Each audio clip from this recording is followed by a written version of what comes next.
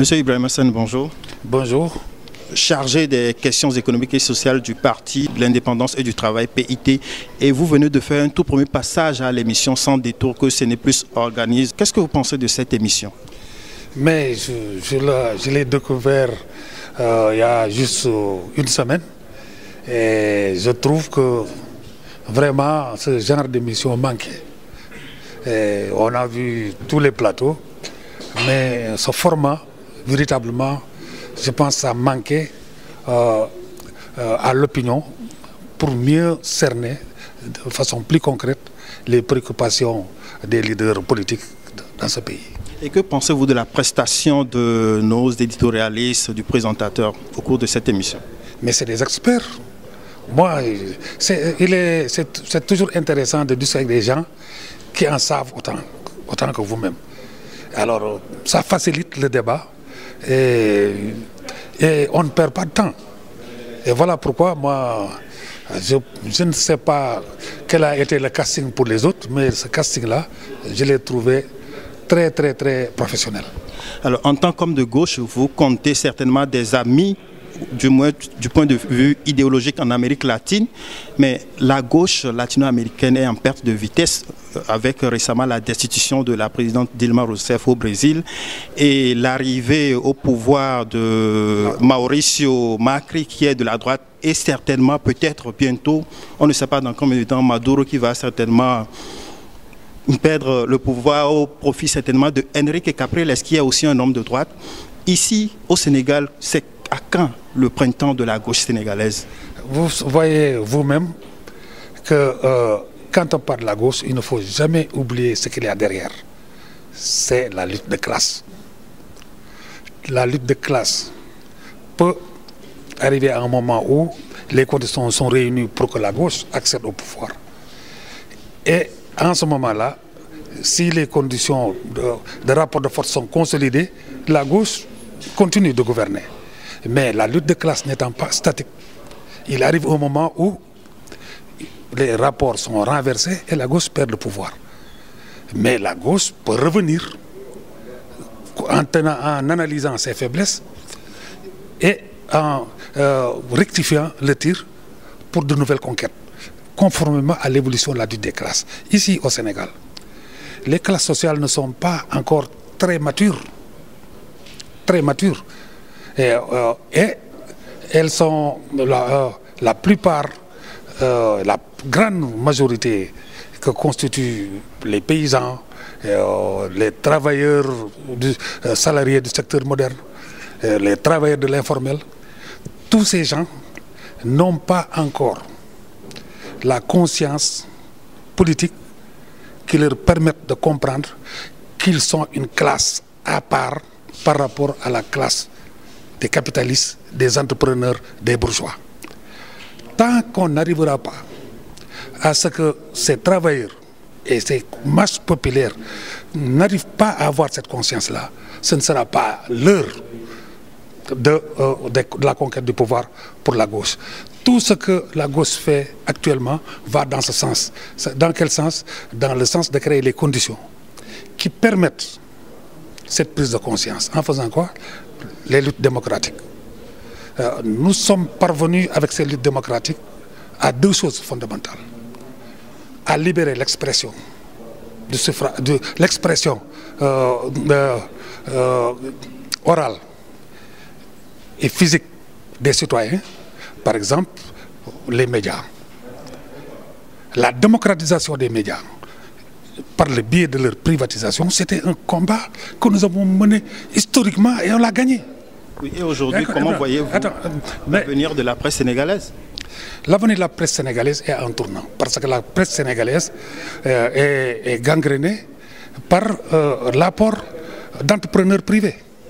Pendant que nous, quand on se battait pour la libéralisation de la presse, vous vous rendez compte que ceux qui en avaient bénéficié, c'était des quasi-coopératives. Par exemple, Sud a été créé par un groupe de journalistes. Wolf a été créé par un groupe de journalistes. Ce n'étaient pas des entrepreneurs qui venaient mettre leur argent pour se faire de l'argent. Partout dans le monde, c'est la tendance. Non, les hommes d'affaires sont...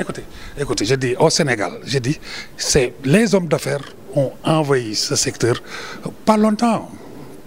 Mais le combat que nous menons, c'est faire en sorte que dans le milieu des professionnels émergent des gens organisés, comme c'était le cas de Sud, comme c'était à Walfadjri. Ces gens organisés, et nous ferons tout pour qu'ils parviennent à avoir les possibilités d'avoir leur médium afin de se libérer des contraintes d'exploitation dans lesquelles ils sont par les médias privés. Ibrahima Sène, vous êtes membre de la majorité présidentielle. Hier, l'opposition a marché contre un certain nombre de choses qui n'apprécient pas dans la gouvernance de l'actuel régime. Est-ce que vous comprenez les raisons pour lesquelles ils le manifestent? Mais oui, mais écoute, ils sont dans l'opposition, ils ont une vision contraire à ce que nous faisons. Ils ont le droit, conformément à la Constitution et au règlement, d'exprimer leur mécontentement, leur opinion par une marche ou par des meetings. Les raisons sont fondées, oui ou non? Mais écoutez, je ne suis pas juge.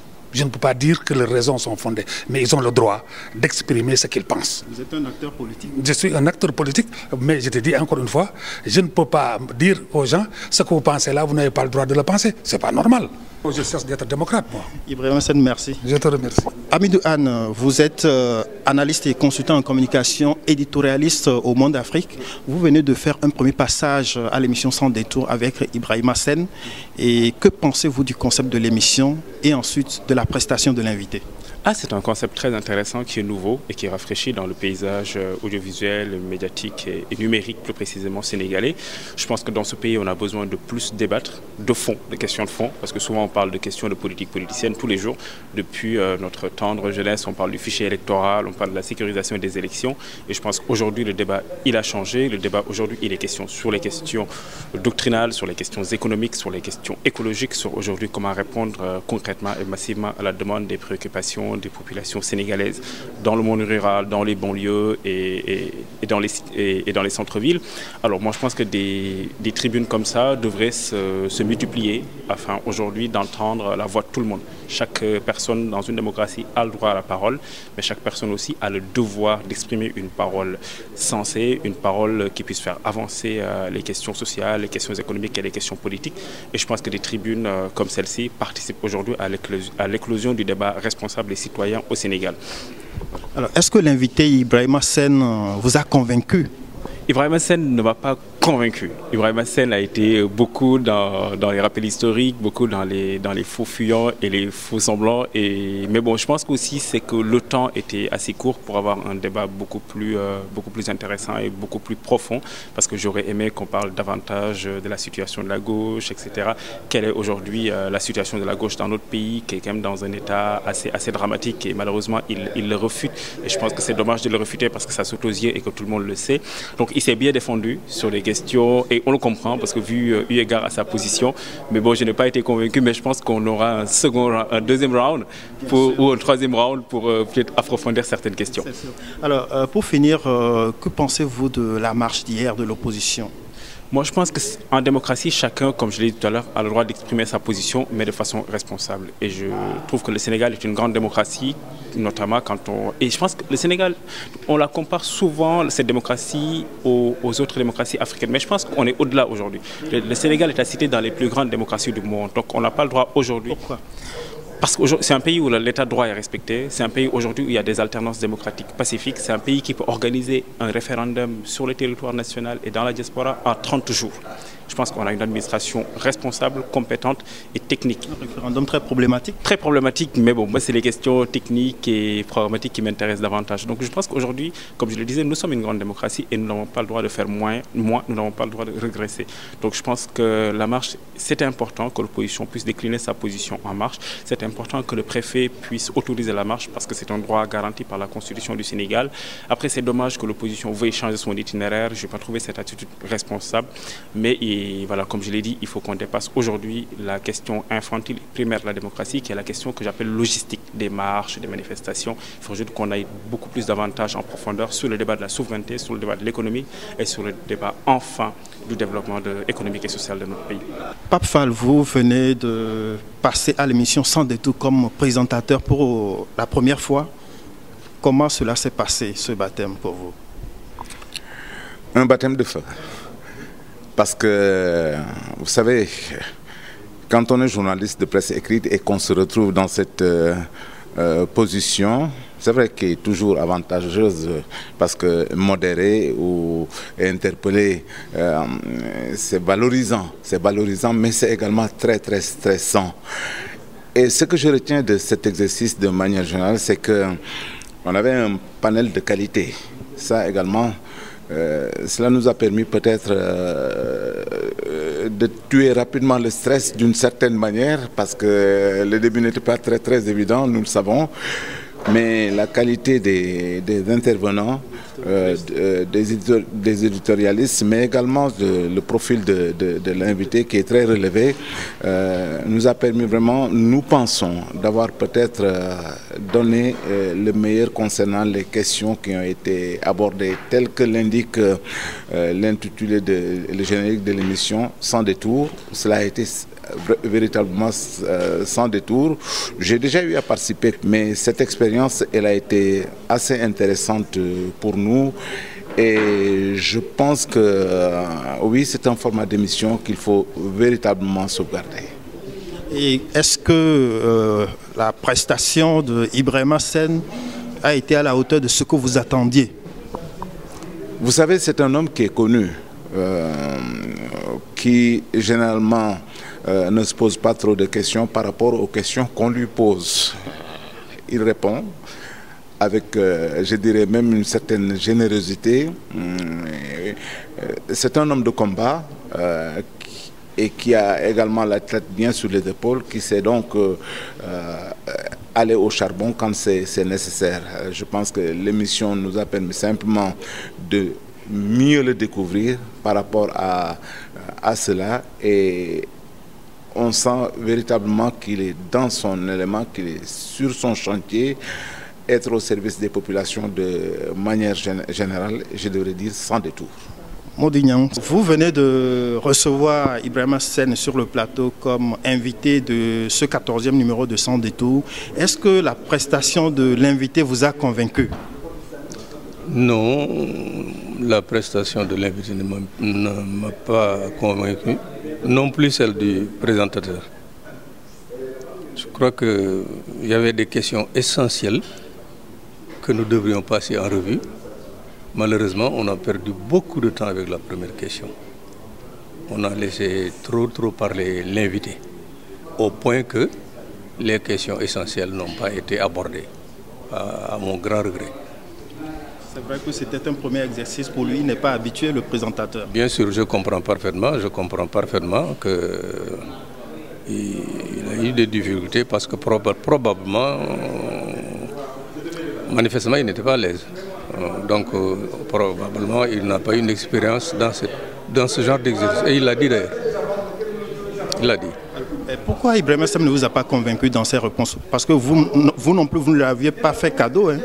Oui, mais je ne pouvais pas lui faire cadeau parce que je le connais depuis une quarantaine d'années. Nous nous sommes pratiqués pendant de très longues années. Eh bien, nous avons appartenu à l'opposition et avons travaillé ensemble pendant très longtemps. Il est vrai que l'homme n'est pas appelé à rester le même. Lui, il a choisi d'aller avec la gouvernance de Macky Sall, d'aller dans Bokk Yakaar.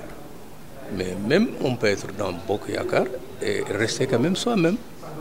Mais j'ai le sentiment, lui, il ne peut pas me convaincre. Parce que je n'ai pas le sentiment qu'il croit au discours qu'il tient actuellement.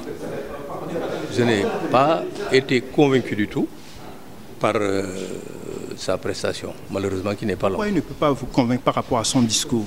Par rapport à son discours, parce que je compare son discours actuel à son discours d'il y a 40 ans. Ce discours qu'il tient aujourd'hui n'a rien à voir avec le discours qu'il a toujours tenu, avec le discours que son parti a toujours tenu. Aujourd'hui, il chemine avec Macky Sall. Après avoir combattu Maître Wade pendant 12 ans, après avoir combattu Abdou Diouf pendant 20 ans, après avoir combattu Senghor pendant 20 ans. Aujourd'hui, il est confortablement installé dans Benno Bokk Yakaar. Il est président du conseil d'administration de la MIFERSO, donc il est bien servi. Aujourd'hui, il est dans une coalition, Benno Bokk Yakaar, avec un gouvernement qui est dans les mêmes pratiques que les gouvernements prédécesseurs. Il y a une marche de l'opposition pour contester. Oui, je voulais dire, je précise ça, il est dans une gouvernance qui est le prolongement, exact prolongement de la gouvernance d'Abdoulaye Wade. Et il s'y complaît. C'est pourquoi moi, les Sénégalais, avec eux, je ne sais plus où donner de la tête. Voilà. On les voit changer du jour au lendemain de façon extraordinaire. Étiez-vous à la marche hier de l'opposition? Non, je n'y étais pas. Pourquoi? Je n'y étais pas parce que d'abord, Fred, je suis pour le principe de la marche. Dans un pays démocratique, c'est un exercice normal. Et les gens disent, oui, c'est inscrit dans la Constitution, etc. Ça, c'est des histoires. La marche a été toujours inscrite dans la Constitution, même avec du temps des socialistes, parce que la liberté d'expression était garantie. Dans la liberté d'expression, il y a le droit de marche, il y a le droit d'écrire, il y a le droit de s'exprimer, de dire ce qu'on veut. La marche est une expression, l'écriture est une expression, la parole est une expression. Donc la liberté de presse était déjà inscrite dans la Constitution. Donc je n'y ai pas été, non pas parce que je ne crois pas aux marches, je crois aux marches qui sont des exercices de la démocratie. Mais cette marche-là, d'abord, pour être honnête, je ne voulais pas m'afficher avec certains compatriotes. Comme les gens de l'ancienne gouvernance, les gens Oumar Sarr, peut-être Maître Amadou Sall, les gens de Rewmi, etc., etc. Les gens qui ont gouverné sous nos yeux et qui ont fait ce qu'ils ont fait pendant 12 ans. Nous savons ce que Abdoulaye Wade et le PDS ont fait du pays. Ils perdent le pouvoir, ils reviennent maintenant, eh bien, sous un autre visage, pour se présenter comme des champions de la bonne gouvernance, etc., etc. Je n'y crois pas. Et c'est la raison pour laquelle je me suis gardé d'y aller. Même je suis pour le principe de la marche. Mais je ne serai pas, moi, Modignan, à l'aise à côté de gens comme ça. Même si les motifs de marche étaient très pertinents. Oui, absolument. Oui, absolument, absolument. Les motifs étaient pertinents et fondés. Je suis entièrement d'accord avec eux. Même si je ne suis pas d'accord avec tout. C'est-à-dire qu'ils auraient pu se contenter de la limite que le gouvernement leur avait imposée. Mais ça ne leur empêchait pas. Ils pouvaient se déployer de la radio à la place de l'Obélisque, en déployant leur monde, en déployant leur pancarte, etc. Ils pouvaient faire leur message et faire démonstration de leur force. Mais moi, je ne pense pas que c'était intelligent de leur part, c'était responsable de leur part de vouloir forcer le barrage que constituait là, cet immense barrage que constituaient les forces de sécurité du Sénégal. Ce n'était pas réaliste. Modignan, CDplus.com vous remercie. Merci.